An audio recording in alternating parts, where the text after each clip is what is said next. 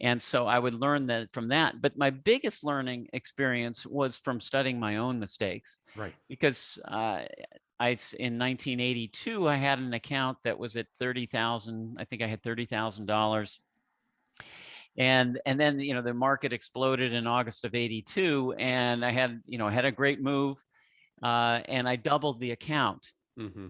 Well, it was just I was just part of a huge bull market. It wasn't really all my skill, and I really didn't know what I was doing. And so I was already at the company for a year, and then we got into a horrible market, or it just growth stopped working.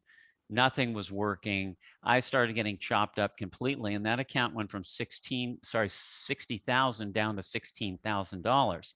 So I mean, that's pretty much blowing up. I finally sat down one weekend and I went through every single stock I bought for the prior year and found out what I was doing wrong. And I just found out that there was a pattern that just kept on showing up over and over and over again. It was I was Hmm. buying extended stocks.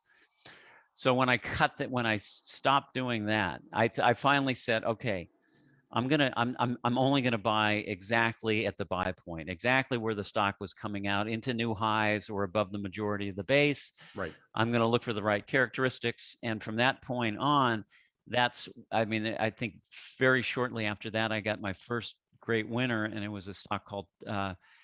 It was actually called Wards, which is very similar to Wards Foods, but Wards Incorporated, which was an electronic retailer, which then changed its name to Circuit City.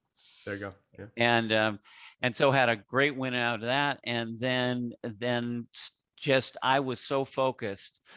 I wasn't buying pullbacks, I wasn't buying extended stocks, I was buying exactly right. I didn't care what the rest of the market looked like.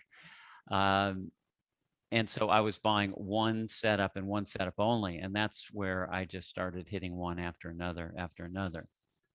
Focusing on one specific setup and just trying to Right. master that.